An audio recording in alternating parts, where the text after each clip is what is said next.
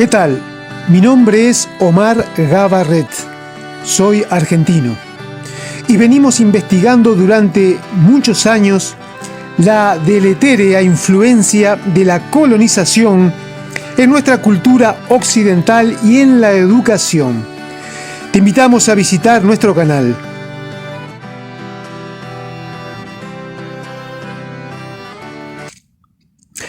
En breve, Argentina deberá elegir a su presidente o presidenta. La nación se ve obligada no solamente a lograr algo, sino también a evitar que algo suceda. La insuficiencia, la corrupción, la arrogancia y la falta de ideas de la clase política provocó el desencanto de la población y la emersión de sectores adormilados con pronunciados rasgos autoritarios, reivindicando la dictadura militar, expresando admiración por la Inglaterra colonizadora de las Malvinas y teniendo por menos la sangre de los caídos en la batalla. Cuando realizamos cambios políticos, económicos y sociales, debemos valorar los logros alcanzados hasta este momento, sin los cuales hubiese sido imposible realizar dichos cambios. No basta con ser joven, es necesario la experiencia, el conocimiento histórico para comprender y tomar conciencia de los hechos. La independencia política de nuestras naciones otorgó a sus habitantes cierta expansión y esperanza, pero al mismo tiempo un sentido de impotencia, desamparo y de duda. Como naciones independientes, desde una dimensión política, es necesario resolver nuestros propios problemas. Esta libertad política e independencia de las coronas europeas trajo consigo ese sentimiento de expansión, pero al mismo tiempo de temor y desamparo, de indefensión, aislamiento, afectos que generalmente se expresaron de manera inconsciente mediante el miedo a la libertad, procurando someternos nuevamente a los poderes que se suponían derrotados. Emprendemos un rodeo para volver a depender de las mismas fuerzas expansionistas de las cuales supuestamente nos hemos liberados, resistiéndonos a construir nuestras propias identidades nacionales. Deseamos la libertad, pero al mismo tiempo le tememos. La independencia política de los pueblos colonizados deberá construirse conjuntamente con la conciencia de independencia psicológica. La colonización no solo afecta a determinadas libertades, sino la personalidad integral, la estructura psíquica básica de una sociedad determinada. La lumpenburguesía criolla nunca se identificó con nuestras naciones. Por un lado, se han sentido superior a los habitantes de las naciones originarias y ante las minorías de afrodescendientes con los cuales no desean compartir su identidad nacional. Por otro lado, sufren cierta incomodidad, incluso inferioridad, por no haber nacido en Europa o en los Estados Unidos. Tener que vivir obligadamente en tierras distantes de la civilización anglosajona y al mismo tiempo construir su identidad con seres étnicamente inferiores, atrasados e idólatras.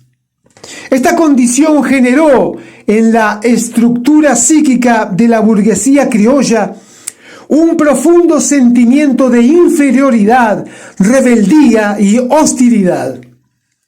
Se trata de una élite conformada por profesionales, intelectuales, empresarios, industriales, jueces, políticos, periodistas, que apoyan incondicionalmente a sus amos coloniales e imperialistas, sometiéndose ante ellos y entregando nuestros recursos naturales y nuestra dignidad a cambio de golosas regalías.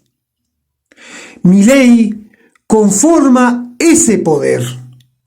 Ama el poder en sí mismo, le fascina. Para él solo existen los poderosos y los que no lo son. Desea someter a la clase política, pero al mismo tiempo desea someterse ante esos poderes externos mencionados. Milei entiende que la Argentina se salvará económicamente solo si es capaz de hacerse pequeña, insignificante y someterse incondicionalmente a esas fuerzas imperialistas. La libertad de Milei está regida por la impotencia, la sumisión. Es la incapacidad de ser libres e independientes de poderes externos. Sus ideas están emparentadas al darwinismo social, donde la libre competencia determina naturalmente quién continuará viviendo y quién morirá en la lucha por la supervivencia del más apto. En realidad, realiza un intento desesperado por liberarse de la libertad, la cual representa tanto para él como para sus seguidores una pesada carga insoportable de llevar. Se siente inferior e insignificante ante el poder del Estado y por lo tanto al reducirlo y maniatarlo podrá lograr someterlo a poderes externos.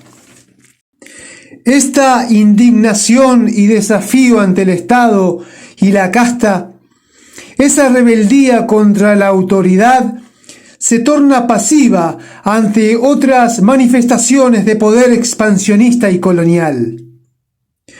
Si para Sarmiento la civilización la conforman la Europa protestante, los Estados Unidos, la clase ilustrada, las ciudades, los unitarios, Bernardino Rivadavia y el general Paz, la barbarie la identificó con el indio, con lo autóctono, con la misma Argentina, América Latina, España, Asia y Oriente. Esta percepción alienada, racista, eurocéntrica de la realidad es similar a la que tiene Milei. Para la civilización la representan Inglaterra, Estados Unidos, Israel, los empresarios y el capital. Y la barbarie, Argentina, Latinoamérica, China y Oriente. En el fondo expresa poca piedad por el pobre, a quien considera pasivo y sin anhelos de progreso, mientras tanto admira al poder económico de las élites empresariales. Solo puede percibir seres superiores y seres inferiores, dominación o sumisión, civilización o barbarie. La mujer, el pobre y el niño forman parte de los seres inferiores y sumisos, carentes de poder y de significado. Su pensamiento alienante no permite ningún espacio para la solidaridad, el diálogo y el amor a la vida. Milei expresa marcados rasgos autoritarios. Por un lado, amenaza a lo que él llama casta política y por otro lado se somete incondicionalmente al poder militar, religioso y empresarial. Este mecanismo es típico de los rasgos autoritarios, donde el sujeto tiende a someter y al mismo tiempo se somete a un poder que él considera como superior. Deberá eliminar al Estado porque éste y sus instituciones se oponen a la expansión de sus anhelos de poder. Todo lo que se resiste a ese poder es etiquetado como comunismo, socialismo y enemigo de la libertad. Su mirada fragmentada y alienada del mundo no le permite conciliar su pensamiento con el todo.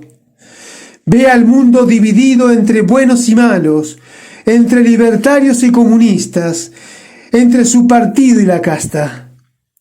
Sus ideas no son revolucionarias, son rebeldes e irracionales. Del mismo modo que sus jóvenes epígonos, Milei abandona la independencia de su yo para fundirse con algo externo mediante un impulso compulsivo hacia la sumisión y dominación. Se somete pasivamente y pretende someter a la Argentina ante esos mismos poderes imperialistas. Desde un punto de vista psicológico, equivale a un retorno hacia el vientre materno de donde hemos nacido y salido a la luz. Un retroceso, volver a subordinarnos a las mismas fuerzas contra las cuales hemos combatido para liberarnos de ellas. Una vez que hemos cortado el cordón umbilical que nos une a la dependencia materna, ya no hay vuelta atrás.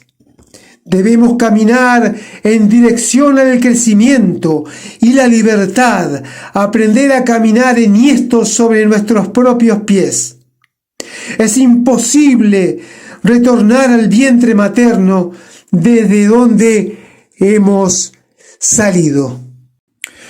Milei se somete incondicionalmente a un poder superior externo, ya sea el destino, Dios, los poderes imperialistas, el poder militar, el mercado, las leyes económicas y la mano invisible. Desea reducir el Estado argentino, pero al mismo tiempo se somete ante el poder abrumador de otros estados imperiales. En el fondo, desprecia a la Argentina, ya que el país no participa del poder. Del mismo modo, el pobre, el indefenso, el menesteroso, representan para Milei un objeto de digno desprecio que logra reprimir eficazmente. Sentimientos que logra racionalizar de tal manera que sus jóvenes seguidores son incapaces de ver. Para Milei, la condición del pobre es la del holgazán. Sus ideas influyeron entre los enclasamientos más necesitados, desencantados, traicionados, impotentes, sufrientes y llenos de hostilidad contra el poder político, su corrupción e ineficiencia para gobernar el país.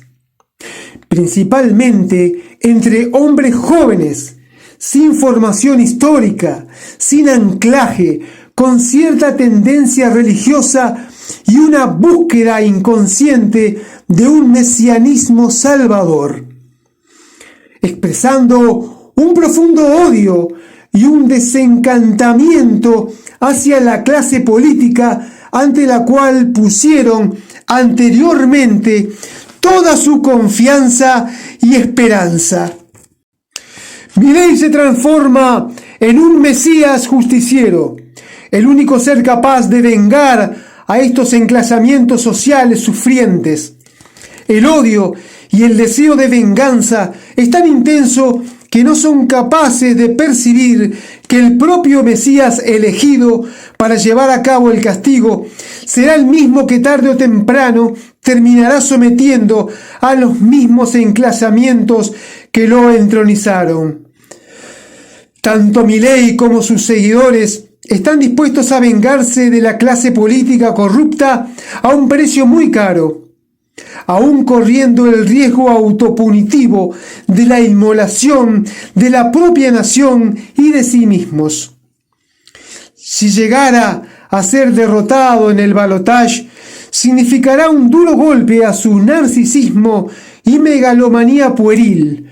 Pero si llegara a ser presidente, su admiración a los dictadores, su incapacidad para escuchar al otro y para lograr consensos, su profundo odio hacia el opositor, su arrogancia y desprecio por nuestra nación, tarde o temprano provocarán levantamientos muy violentos similares a los que vivimos en diciembre del año 2001. No nos hemos de sorprender si vemos en esos levantamientos a muchos ciudadanos que habían puesto su confianza anteriormente en Milei. Creemos que la salida a esta problemática es posible y nos llevará mucho tiempo, pero estamos seguros que el camino empedrado que hemos tomado no nos conducirá a la salida. Muchas gracias.